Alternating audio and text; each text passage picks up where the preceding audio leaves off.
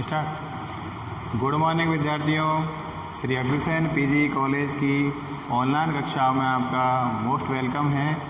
और आज हम पढ़ाई करने जा रहे हैं एटॉमिक रेडियस की, परमाणु त्रिज्या के बारे में। पिछली क्लास में हमने जो अध्ययन किया था वो किया था हमने इलेक्ट्रॉनिक कॉन्फ़िगरेशन या इलेक्ट्रॉनिक विन्यास के बारे में। आज हम परमाणु त्रिज्या के बारे में अध्ययन करने जा रहे हैं। तो स्टार्ट करें। परमाणु त्रिज्या होती क्या है, इसके बारे में थोड़ा सा नॉलेज ले लेते हैं हम। वास्तव में एक नाभिक परमाणु में देखें, नाभिक के चारों तरफ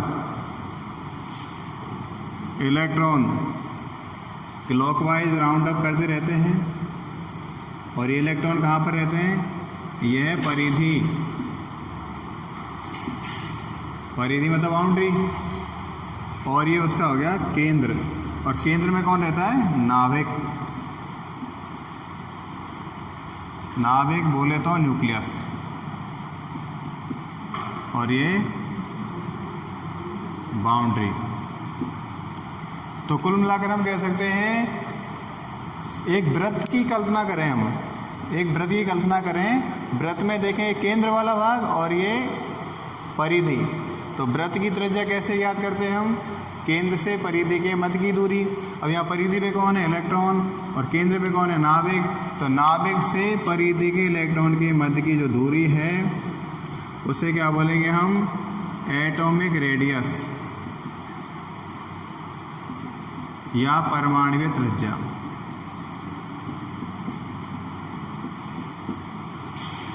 इसके बारे में बहुत ज़्यादा जानकारी हमने बीएससी पार्ट फर्स्ट ईयर कक्षा में की थी, और तीनों ही किताबों में थी ये।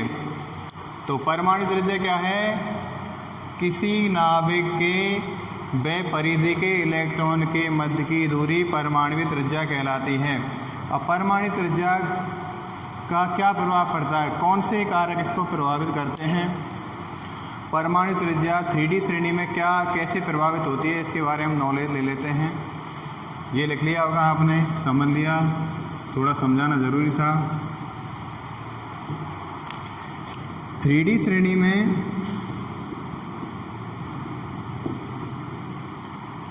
एटॉमिक रेडियस किस तरह से तत्वों में प्रभावित होती है, ध्यान देना।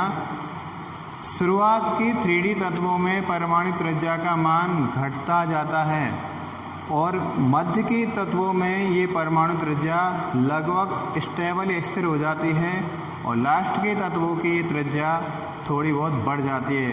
कुल मिलाकर हम देखें 3D श्रेणी में बाएं से दाएं जाते हैं तो शुरुआती तत्वों की एटॉमिक रेडियस के मान कम होंगे, और मध्य में ये मान थोड़े स्टेबल हो जाएंगे, स्थिर हो जाएंगे, और लास्ट में जाकर इनमें दोबारा वृद्धि हो जाएगी। तो ये किस पर निर्भर करेगा? नाभिकीय आवेश पर। नाभिकीय आवेश जितना ज़्यादा होगा एटॉमिक रेडियस के मान उतने ही कम हो जाएंगे, क्योंकि यहाँ पर न्यूक्लियर अट्रैक्शन फोर्स या नाभिकीय आकर्षण बल ज़्यादा प्रभावी होगा। ज़्यादा प्रभावी होता है एटॉमिक रेडियस के मान घट जाएंगे, और उसी आधार पर इसका आकार भी कम हो जाएगा। हाँ जी। अब इसके बाद हम देखते हैं, एक परिभाषा देख लें परमाणु त्रिज्या की।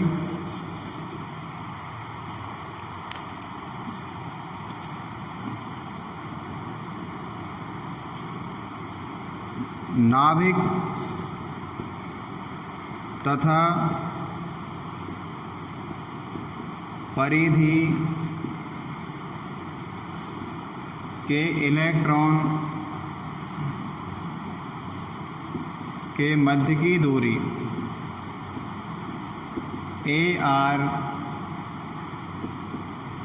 कहलाती है। AR का अर्थ है, AR मतलब यहाँ पर है, हम डिनोट कर रहे हैं, प्रदर्शित कर रहे हैं एटॉमिक रेडियस। AR को हमने शॉर्टली ले लिया है एटॉमिक रेडियस के साथ, तो हम AR का उपयोग कर रहे हैं। तो परमाणु त्रिज्या क्या है? नाभिक से इलेक्ट्रॉन के मध्य की दूरी एटॉमिक रेडियस कहलाती है, परमाणु त्रिज्या कहलाती है। अब हम देख लेते हैं परमाणु त्रिज्या को प्रभावित करने वाले कारक। या हम टाइटल डालेंगे 3D श्रेणी में परमाणु त्रिज्या को प्रभावित करने वाले कारक। कौन से फैक्टर अफेक्ट करेंगे 3D श्रेणी में परमाणु त्रिज्या को? तो आप देखें, परमाणुवीय त्रिज्या को प्रभावित करने वाले कारक, फैक्टर्स अफेक्टिंग टू AR, परमाणुवीय त्रिज्या को प्रभावित करने वाले कारक। कौन कौन से कारक इसको प्रभावित करते हैं? और हम बेसिकली जो ले रहे हैं मेन 3D श्रेणी में, तो 2 फैक्टर्स यहाँ पर इसको इफेक्ट करने वाले हैं। एक तो है, पहला कौन सा हो गया? पहला हो जाएगा अपना NAF, that means nuclear attraction force, नाभिकीय आकर्षण बल, या नाभिकीय आकर्षण भी बोल सकते हैं हम। और सेकंड हो जाएगा शील्डिंग इफेक्ट, इसे क्या बोलते हैं? परिरक्षण प्रभाव। क्या बोलेंगे? परिरक्षण प्रभाव। परिरक्षण को हम समझने की दृष्टि से रिपल्सन इफेक्ट भी कह सकते हैं या प्रतिकर्षण प्रभाव भी हम कह सकते हैं। दोनों प्रभाव परमाणु त्रिज्या को प्रभावित करने वाले हैं और इनके बहुत इफेक्ट होंगे। तो पहला हम देख लेते हैं न्यूक्लियर अट्रैक्शन फोर्स, नाभिकीय आकर्षण बल।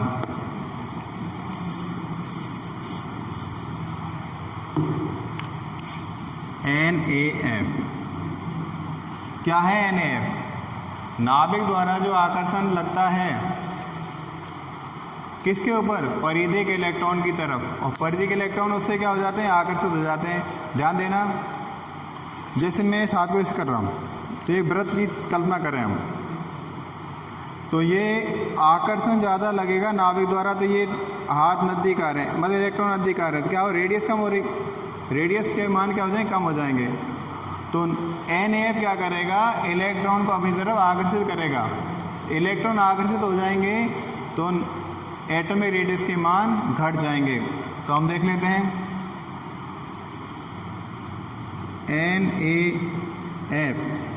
NAF भी डिपेंड करेगा, किस पर डिपेंड करेगा? Z। 3D श्रेणी में Z के मान बढ़ते जा रहे हैं।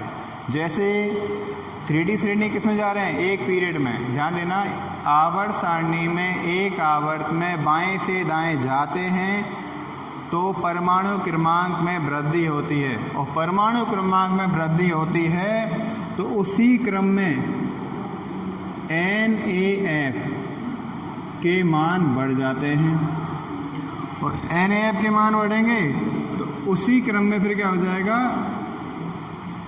इलेक्ट्रॉन का आकर्षण नाभिक के ज़्यादा हो जाएगा, तो AR के मान घट जाएंगे।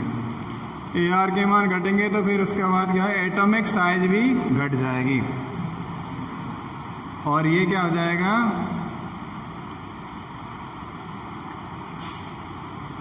थ्री डी श्रेणी में लेफ्ट टू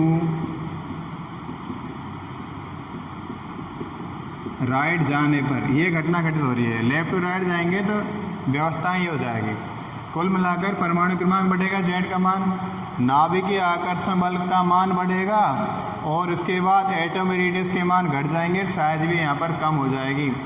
तो ये नाभिकीय आकर्षण बल तो ये काम करेगा, त्रिज्या के मानों को घटा देगा। तो इसको हम लिख देते हैं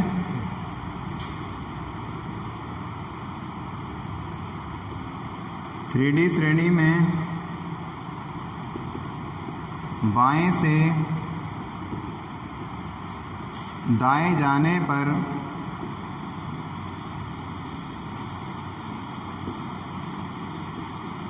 शुरुआती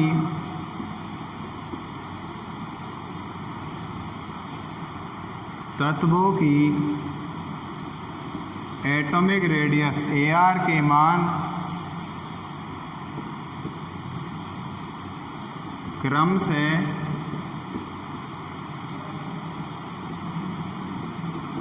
घटते जाते हैं। क्रम से क्या हो जाएगा? घटते जाते हैं। क्यों? क्योंकि शुरुआत में इलेक्ट्रॉन एक एक करके 3D कक्षक में बढ़ते जाते हैं, तो NAF ज़्यादा बढ़ जाएगा, तो ये मान एटॉमिक रेडियस के मान कम हो जाएंगे या घट जाएंगे, और ये पूरा इफेक्ट पड़ेगा NAF का। ज़्यादा को लिखने की ज़रूरत नहीं है, आपको देखना है न्यूक्लियर अट्रैक्शन फोर्स का मान ज़्यादा है तो एटॉमिक रेडियस के मान बढ़ेंगे। क्लियर हुई बात? अब हम देख लेते हैं अगली बात। अगला है हमारा इफेक्ट, और वो है शील्डिंग इफेक्ट। कौन सा प्रभाव है वो? शील्डिंग इफेक्ट या परिरक्षण प्रभाव।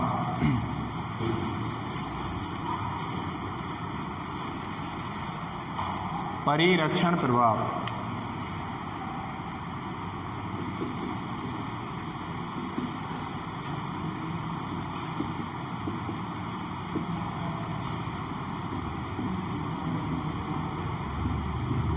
परिरक्षण प्रभाव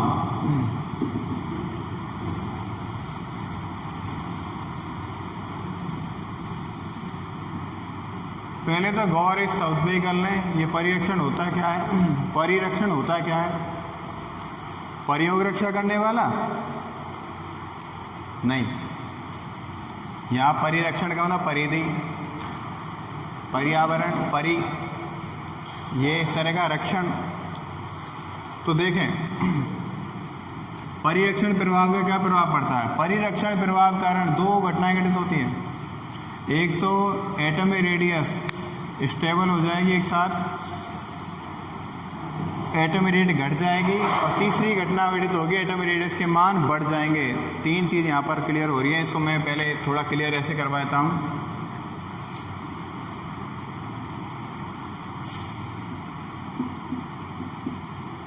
इस प्रभाव के अनुसार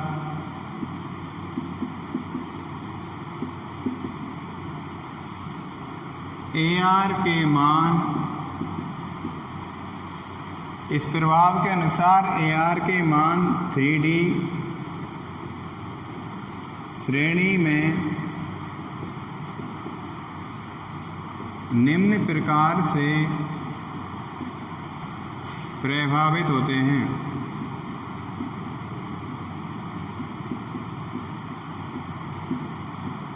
देखो यहाँ पर 3 पॉइंट लगा देते हैं, उसमें NAF भी यहाँ पर मस्ट लेंगे। परिरक्षण प्रभाव को समझेंगे उससे पहले हम निम्न प्रकार में देख लेते हैं कौन कौन से प्रभाव। NAF greater than shielding effect. यदि NAF के मान शील्डिंग प्रभाव से ज़्यादा है, परिरक्षण प्रभाव से ज़्यादा है, तो क्या हो जाएगा?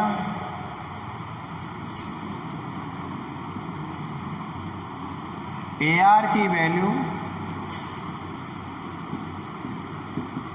AR के मान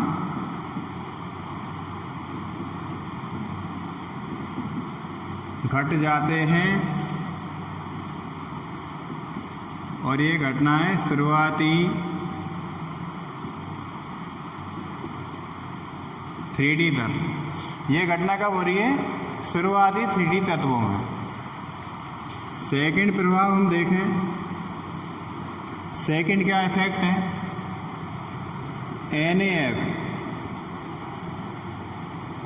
इक्वल टू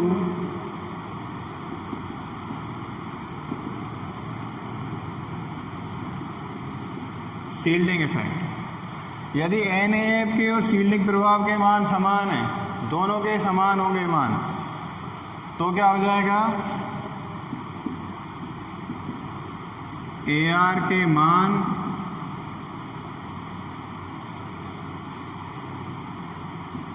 लगभग स्थिर। AR के मान क्या हो जाएंगे, लगभग स्थिर हो जाएंगे। और ये घटना घटित हो रही है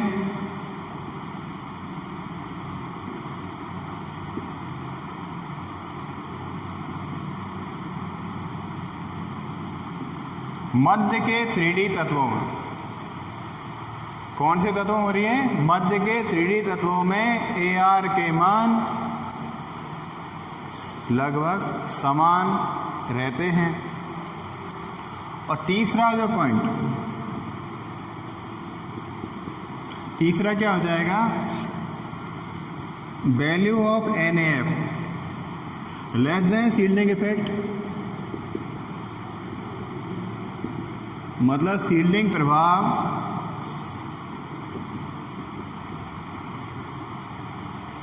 ज़्यादा है और नाभिकीय आकर्षण बल कम है, तो क्या हो जाएगा, तो AR के मान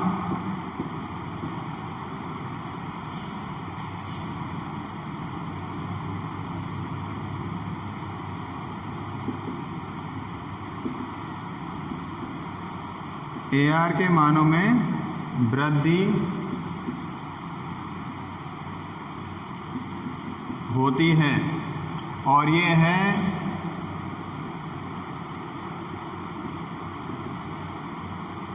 लास्ट के 3D तत्वों की घटना। लास्ट के 3D तत्वों में AR के मान बढ़ेंगे, शुरुआत में घटेंगे और बीच में स्थिर रहेंगे। कुल मिलाकर शुरुआती 3D तत्वों के मान, 3D तत्वों की एटॉमिक रेडियस के मान क्या हो जाएंगे, घट जाएंगे। और उसके बाद मध्य के 3D तत्वों के मान, 3D तत्वों की एटॉमिक रेडियस के मान स्थिर रह जाते हैं। और लास्ट में ये 3D श्रेणी के एटॉमिक रेडियस के मान थोड़ा बढ़ जाते हैं। इसका मुख्य कारण क्या बताया है, मुख्य कारण हमने देखा है NAF greater than shielding effect, NAF equal to shielding effect, NAF less than shielding effect. तो यहाँ पर शील्डिंग इफेक्ट तीनों मारा है। शील्डिंग इफेक्ट के मान के आधार पर एटॉमिक रेडियस प्रभावित हो रही है, ठीक है। अब शील्डिंग इफेक्ट को हम देख लेते हैं और क्लियर करके। ये तो मैंने डायरेक्ट लिखवा दिया थ्योरी। शील्डिंग इफेक्ट वास्तव में होता क्या है, शील्डिंग इफेक्ट के बारे में बात कर लेते हैं। एक बात जरूर ध्यान देने वाली है कि जब भी इलेक्ट्रॉन कॉन्फ़िगरेशन होता है, इलेक्ट्रॉन विन्यास जब भी होता है, तो इलेक्ट्रॉन तो वितरित हो जाते हैं, लेकिन प्रोटॉन सिर्फ नाभिक में जाते हैं। तो ध्यान देना, ये नाभिक और एक यहाँ पर और बना देते हैं एक सर्किल, और ये सर्किल हो जाएगा n-1d। मतलब यहाँ पर कौन है, 3D, क्यों 3D की चर्चा कर रहे हैं हम।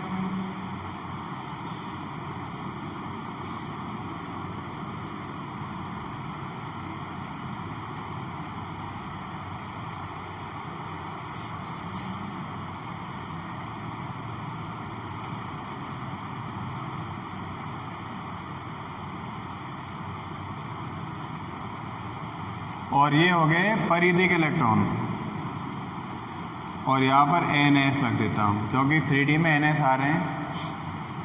NS परिधिक इलेक्ट्रॉन।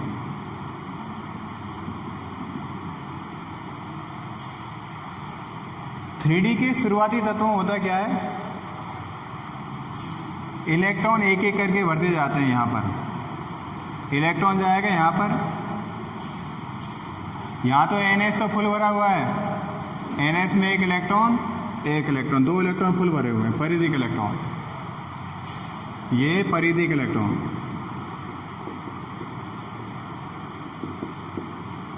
परिधिक इलेक्ट्रॉन है, क्रॉस लगाया है।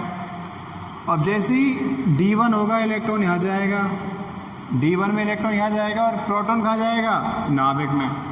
प्रोटॉन कहाँ जा रहा है भाई, नाभिक में, न्यूक्लियस में। प्रोटॉन जाएगा नाभिक में। तो अब गौर करने वाली बात ये परिधि के इलेक्ट्रॉन, ये परिधि के इलेक्ट्रॉन ये और नाभिक ये। अब शुरुआत में एक इलेक्ट्रॉन गया 3D1 विन्यास हुआ, जैसे 3D1 4s2 तो पहले से ही था, 4s2 में इलेक्ट्रॉन पहले भरे गए, 3D में एक इलेक्ट्रॉन गया, इलेक्ट्रॉन तो गया यहाँ पर 3D में, और परिधि के इलेक्ट्रॉन यहाँ पर। तो प्रोटॉन कहाँ पर भरे गए, क्योंकि परमाणु क्रमांक बढ़ेगा तो प्रोटॉन भी साथ बढ़ेगा, और प्रोटॉन कहाँ पर भरा जाएगा, नाभिक में। और नाभिक का आकर्षण बल ज़्यादा हो गया। तो देखो यहाँ से नाभिक के बिल्कुल इस इलेक्ट्रॉन के बीच में कोई भी इलेक्ट्रॉन नहीं है, कोई भी प्रतिरोध नहीं है, तो ये इजीली इन इलेक्ट्रॉन को अपनी तरफ खींच लेगा। इस इलेक्ट्रॉन अपनी तरफ खींचे कौन, नाभिक खींचेगा। क्यों, ये तो कैसे हैं, ये हो गए आंतरिक इलेक्ट्रॉन। क्यों, कौन से कक्षक है, आंतरिक कक्षक।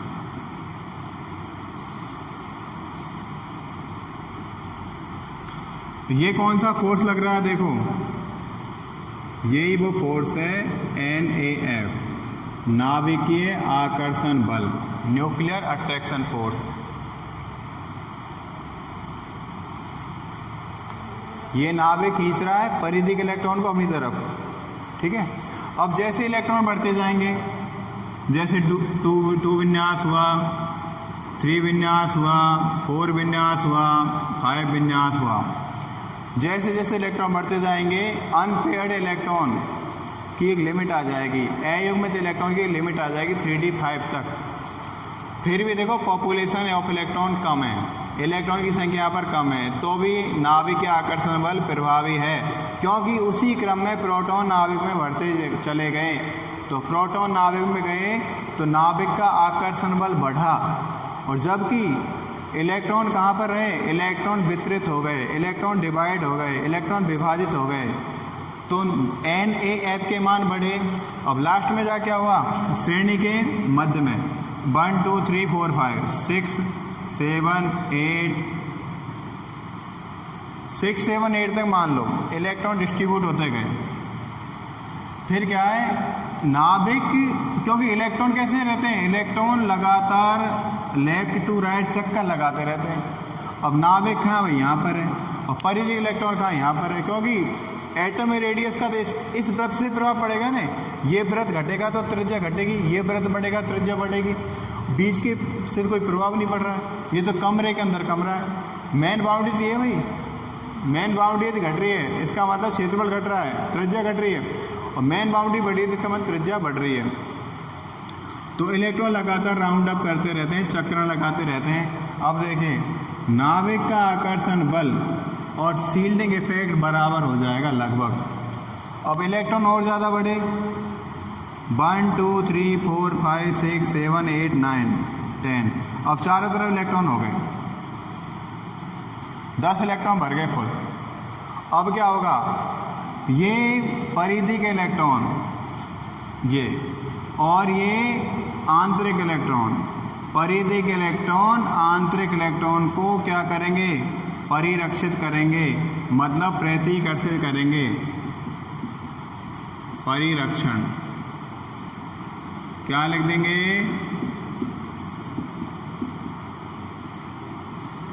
आंतरिक 3D इलेक्ट्रॉन द्वारा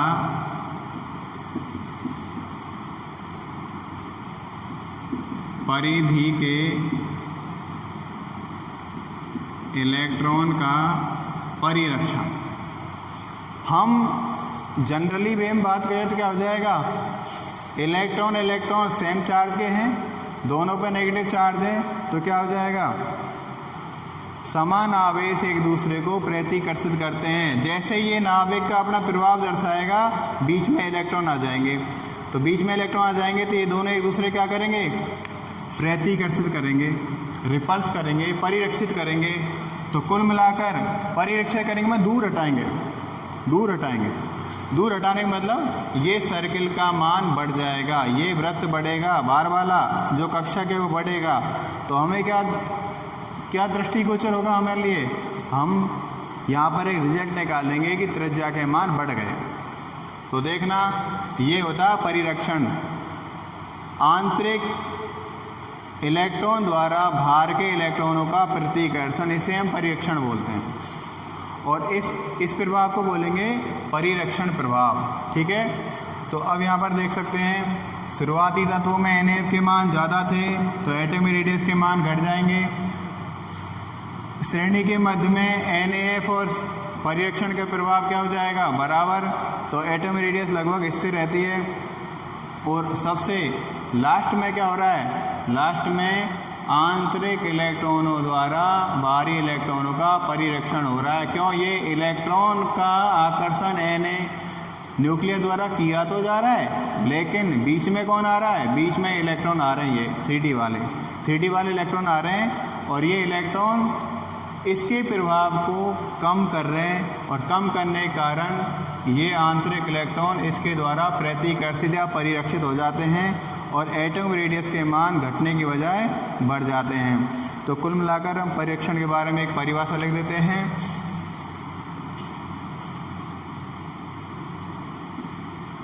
थ्री डी श्रेणी के हिसाब से लिख देता हूँ ना, 3D श्रेणी के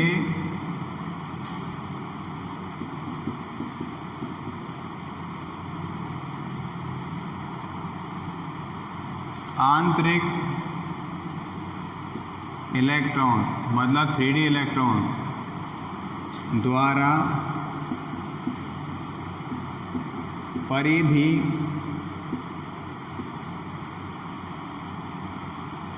के इलेक्ट्रॉनों का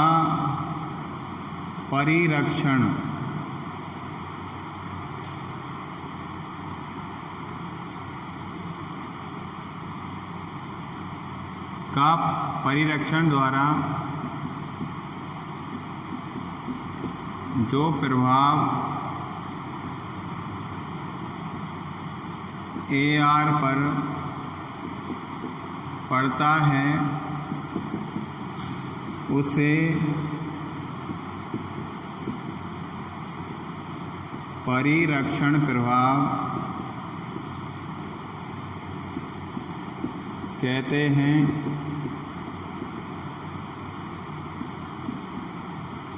इस प्रभाव से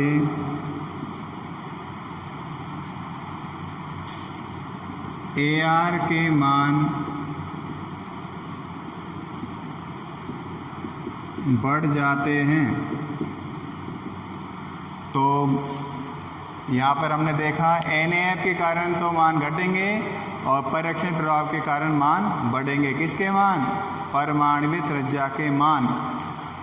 तो यहाँ पर परमाणुविक त्रिज्या को प्रभावित करने वाले कारकों के बारे में हमने जानकारी प्राप्त की, अध्ययन किया। और अब नेक्स्ट हमारा होगा आयनन विभव। आयनन विभव है, इलेक्ट्रॉन नेगेटिविटी है, इनके बारे में और अन्य कैरेक्टर्स ऑफ 3D एलिमेंट के बारे में जानकारी प्राप्त करेंगे। तब के लिए आपको थैंक यू वेरी मच। आप हमेशा खुश रहें, अच्छे ढंग से पढ़ें, अच्छी परसेंट बनाएं। All the best.